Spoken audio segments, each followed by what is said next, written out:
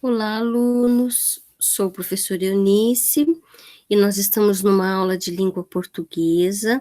É o nosso último módulo do quarto bimestre, do material DAP, do material que foi elaborado pelo Departamento de Apoio Pedagógico da Secretaria de Educação de Barueri.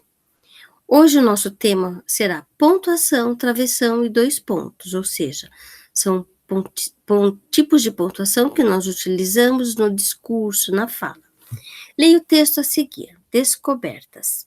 Assim que chegaram da escola, Ana e seu irmão deram um abraço na mãe e começaram a conversar sobre o que aprenderam. Ana perguntou. Os dois pontinhos é para indicar que ela falou e o travessão é para indicar a resposta a pergunta que ela vai fazer, aliás. Hoje aprendemos sobre como é formado o arco-íris. E você, Miguel, o que fez na escola? Muito empolgado com sua aula, Miguel respondeu. Digo dois pontos para abrir um espaço para o Miguel falar. E na fala dele eu coloco então um travessão para indicar que ele está falando. Eu aprendi sobre a cor do sol. Foi muito legal a nossa aula. Então, naquela questão 1, está ali. Quais as personagens do texto descobertas?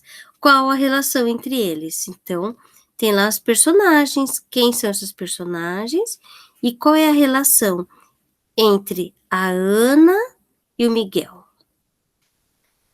Releia o texto Descobertas e responda. O que Ana falou para Miguel? Item B.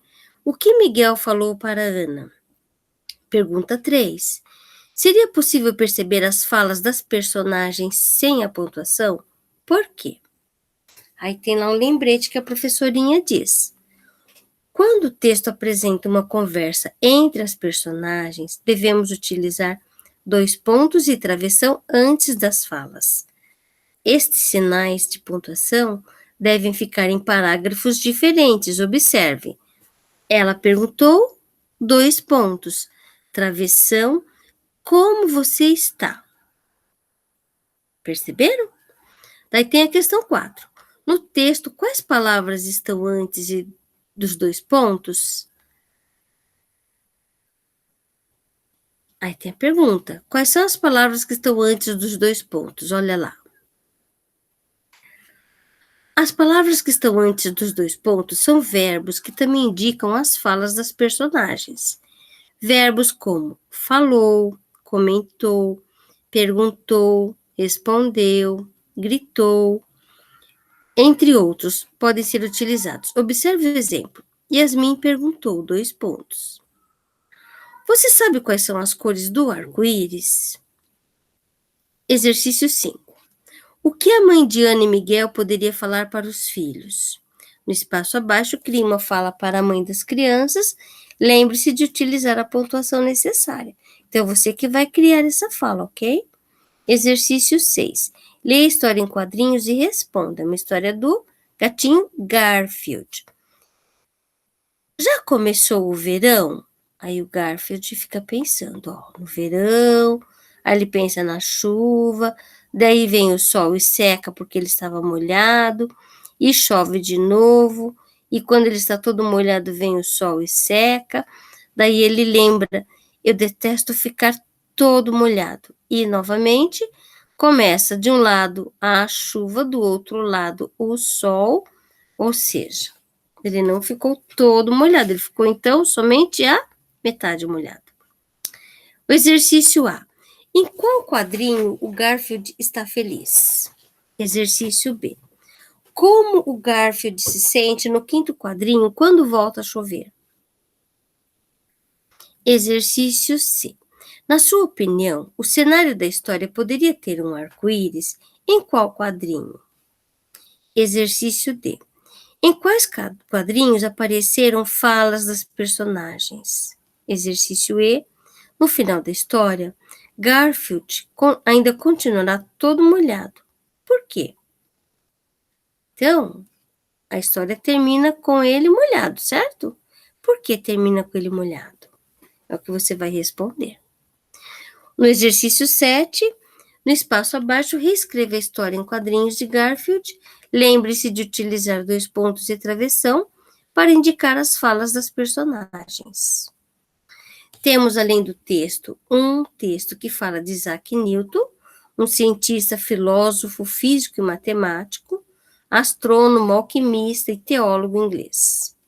Então, aqui fala de todas as contribuições que Newton deixou para a humanidade.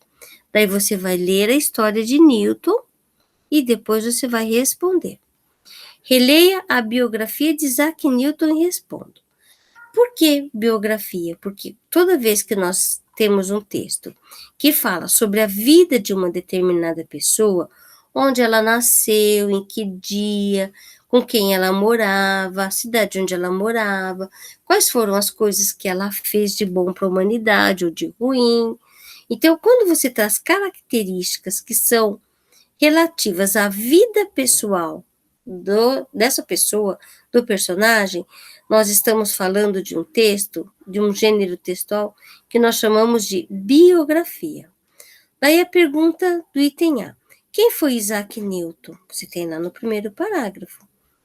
Onde e quando ele nasceu? Qual foi a data e qual foi o ano? Item C. Qual o livro mais famoso de Isaac Newton? Então, ele escreveu vários livros, ali tem. Exercício 2. Quando a Inglaterra foi devastada pela peste, o que Isaac Newton fez? Exercício 3. Com a descoberta da teoria das cores, o que ele começou a analisar? Exercício 4.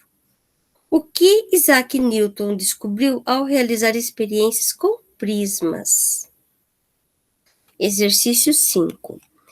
Releia a frase a seguir e responda. Contudo, não demonstrou nenhuma aptidão para a agricultura. Então, você vai pesquisar o que significa aptidão, para você poder dizer lá o significado da palavra em destaque. Item B. Reescreva a frase substituindo a palavra em destaque por outra com o mesmo sentido. Então, você vai reescrever esta frase, substituindo a palavra aptidão por outra que seja um sinônimo, que tenha o mesmo sentido. Aí você tem lá a imagem em ação. A imagem acima é a capa de um livro. Qual o título dele? Então, está escrito aqui, ó. Olha, é de Renato Morricone. Está escrito aqui, Dia de... Ó, já sabe o nome, né? Exercício 2. Quais figuras aparecem na capa do livro? Então, que figuras eu tenho aqui? Flores e sol. A flor que aparece na capa do livro é um girassol, também conhecido como flor do sol. O nome da planta indica sua principal característica. Durante a fase de amadurecimento, seu caule gira, posicionando a flor sempre na direção do sol. A pergunta 3. Na sua opinião, se o livro Dia de Sol fosse escrito no Japão, a capa teria a mesma cor? Por quê? Será que a capa teria a mesma cor? Uma cor quente? Ou será que seria uma cor mais fria? Aí tem a produção de texto, tem uma experiência para fazer, né? Que chama Disco de Newton. Vocês podem ler e fazer essa experiência, que é muito bacana. Você vai fazer um desenho, vai dividir esse desenho em 4, 8 partes, essa circunferência. Vai pintar cada parte de uma cor. Depois você coloca bem aqui no centrinho um furo e você vai espetar com esse furinho em cima de um objeto pontiagudo, preferencialmente bem fino, como por exemplo uma vareta ou uma agulha de tricô. E depois disso você vai girar. Assim como tinha uma brincadeira que a gente girava um disquinho antes e que nós chamávamos de pirocóptero. Nesse caso, você vai girar para poder formar aí uma hélice, né? Bom, um exercício, uma proposta de planejamento de escrita. Você fez essa experiência, então você vai escrever sobre a experiência que você teve, que está chamada de modo de fazer. Aqui tem todo um espaço para você fazer o planejamento, escrever sobre a história. Quando terminar, você faz uma revisão. Então, o que você vai pesquisar? Você colocou um título no seu texto?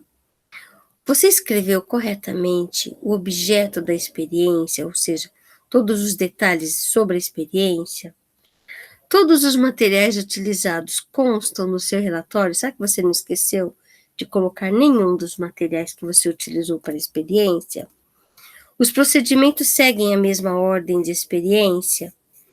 E você mostrou o resultado da sua experiência para alguém? Então, você faz a revisão. Feito tudo isso, você passa essa versão final a limpo. E se quiser, você pode colocar também algumas imagens das que foram pesquisadas na lateral do seu texto. E desta forma, terminamos nesta aula de hoje toda a apostila do quarto bimestre. Turminha, saudades, saudades e muitas saudades. Até a nossa próxima aula. Um grande abraço.